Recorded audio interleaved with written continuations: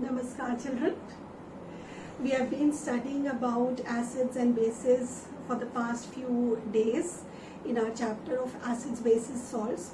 Today is the last module of this chapter and we are going to study about salts. Yes, after studying all the chemical properties of acids, bases, about the indicators, pH, their importance in our daily life, the last topic that is left for us to study is about salts, and we'll study about some common salts which we are using in our daily lives and their role. Okay, so when we talk about salts, salt is a product of acid-base neutralization reaction. This you have been studying from class 7. Acid plus base form salt and water. Now children, depending upon the parent acid and base, this I had discussed with you in the first module also. I had given you a little hint and I told you that we'll discuss this in detail on the basis of the nature of acid or bases. Now since you know the concept of strength of acid and base, and you know how the strength of acid and base is decided depending upon the release of replaceable H plus ion or OH minus ion, there can be three types of salts. The first one is the acidic salt. Now acidic salt is a product of a strong acid and a weak base. Now if you see, hydrochloric acid, HCl, is a strong acid, ammonium hydroxide is a weak base, and together they react to form ammonium chloride, which is an acidic salt. Needless to say, when you are going to dissolve this salt in water, what is going to happen to the pH? Can you guess? Right, pH will be less than 7. Now, next, the second category is that of basic salt. Suppose I have taken NaOH, which is a strong base, sodium hydroxide, which is a very strong base, and I have taken a weak acid, acetic acid. Now acetic acid is a weak acid. Now the weak term means that this is not going to release H plus easily. So very little H plus will be released. So the product of this reaction is a basic salt, which is sodium acetate. Alright. The third one is actually the simplest one, which you have been studying from class 7. The neutral salts, when you react a strong acid and a strong base. For example, HCl reacts with NaOH. So whatever H plus is there, it is going to be removed. Whatever OH minus is there is going to be removed. And we are going to have a double displacement reaction as we studied in chapter 1. And we'll get a product, NaCl. And what kind of a salt it is? It is a neutral salt. So these are the three types of salts which we get to see on the basis of parent acid and base. Now if you see the pH of the basic salt, what is going to be the pH? It is going to be greater than 7. It can be 8, 9, 10, 11, 12. And neutral will be exactly equal to 7. Which is the pH of distilled water. Now you must be wondering what happens to weak acid and weak base, isn't it? So they do not have any significant reaction, because what is going to happen? Very little H plus ions will be released, very little OH minus ions will be released. So the neutralization is not significant. So we will not consider it. Now children, next category, we are going to study about the family of salts. Now what do you mean by family? Children, each person has a first name and a second name or the surname. This is the first name and this is the surname. For example, Amit Sharma. Now similarly, each salt has got two parts. The first part and the second part. First is that of a cation and the second part is that of anion. So if instead of Amit Sharma I put Amit Singhal, Amit Gupta, Amit Chaturvedi, Amit Chopra, they will form different names, but the first name is going to be common, isn't it?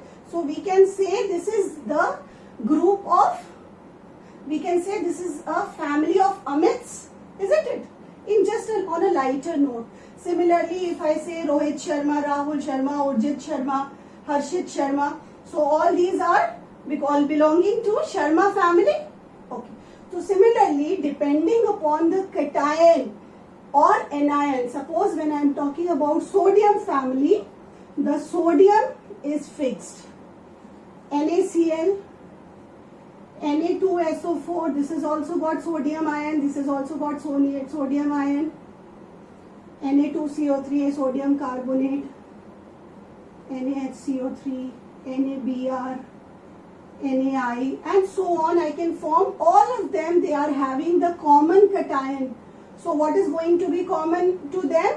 Whatever reactions which are due to Na plus ions, whatever reactions that are due to Na plus ions, they are going to be common in all these salts. So we say these are the members of sodium family because they have got the common cation. Similarly, we can have the common anion also. For example, sodium carbonate, potassium carbonate, calcium carbonate, magnesium carbonate, zinc carbonate, and so on and so forth, isn't it? So all these are having CO3 minus ion as 2 minus as common. So all these compounds or salts are going to show the similar reaction. For example, we studied in our previous modules about the chemical properties of acids and bases. If you will put acid to any of the carbonate, what is going to happen? Carbon dioxide will be released with a brisk effervescence, right? So whether we put zinc carbonate, magnesium carbonate, all of them, they are going to produce carbon dioxide. So we can say because there is similarity in chemical properties due to this carbonate ion, we can say these are members of carbonate family. Similarly, we can make members of sodium family, chloride family, NaCl, CaCl2, KCl, MgCl2, FeCl3, AlCl3, ZnCl2, and so on. All of them, they are going to show the common reaction because of the chlorine ion.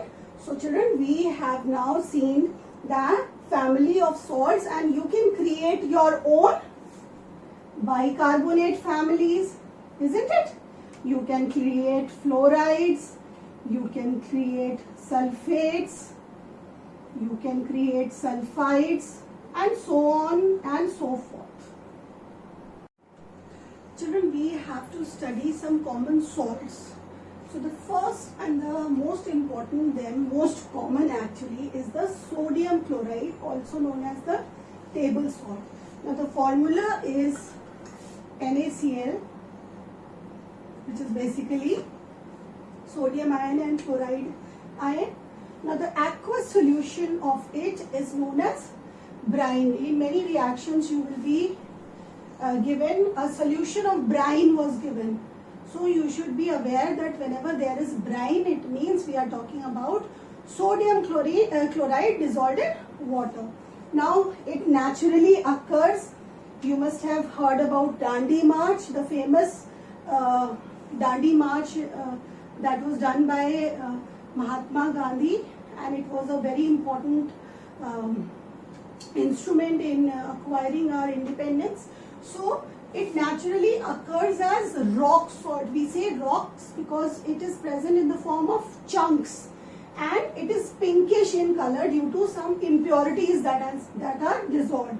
Now how it is prepared, you must have studied in Dandi March also. However, it is basically by the technique of evaporation and crystallization of ocean water. So these are some physical aspects about sodium chloride. Children, we just need to study about the salts, their preparation and their uses. But this being a very, very important salt, there is just one reaction in this topic which is responsible for preparation of sodium hydroxide, the most common alkali that we are using in our labs. So this is that reaction, that is actually electrolysis of sodium chloride solution or electrolysis of brine, and we say the technical name is chlor-alkali process. Chlor-alkali process. Chlor for chlorine, abhi I'll tell you why. Alkali for alkali, that is sodium hydroxide, and process is this electrolysis. Now what do you do? If you take sodium chloride and water, namak ka pani, and then you pass electric current through it, what will happen? Of course, in an electrolytic vessel, we are going to get sodium hydroxide or the NaOH as the main product, and at anode and cathode, chlorine and hydrogen gas will be released respectively. Chlorine will be released at anode and hydrogen will be released at cathode. And we need to study about the uses of each of them, because this is a very, very important reaction. First of all, let us talk about sodium chloride, because this is the starting substance. You know that every day you are adding namak shamak to your food, so it is a flavoring agent. We will come to know abhi in our chapter how it is helpful for making washing soda and sodium hydroxide. So of course it is chlor-alkali process only. It is also helpful for making sodium metal. We will study about when we are doing electrolysis of molten NaCl, we can get pure sodium metal, and it is used as preservative also. You must have heard about pickling and how the salt is used for pickling. Now if you see, this is the balanced equation. Let us talk about each of these products individually. The main product is chlor-alkali. So sodium hydroxide and chlorine are the main products, and hydrogen is the byproduct. When we talk about sodium hydroxide, it is useful for making soaps and detergents. It is useful for making artificial fiber, glass making, paper making. It is used in chemistry labs and for degreasing of metals. You may be asked to write a few of these uses in your examination. Let us come to chlorine gas. It is used for making water. It is used for treating the water. You must have seen that chlorine tablets which are used for water purification. Now PVC, polyvinyl chloride, these are the plastics which are helpful for making sheets and polythenes. CFC, chlorofluorocarbons, these are helpful for making the coolants of refrigerators and air conditioners. Now disinfectant for cleaning the surfaces. Nowadays you are hearing about so much of hypochlorite for cleaning and disinfecting the surface. So that is also containing chlorine. Now by the use of sodium hydroxide and chlorine gas, bleaching agents are produced. Now last but not the least, we talk about hydrogen gas.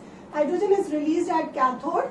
It is useful as fuel. You must have heard about hydrogen fuel. Margarine is a special type of butter, but basically we can say it is somewhat like mayonnaise, in which the hydrogenation of oil is done. When we pass hydrogen to the oil, we get that buttery substance.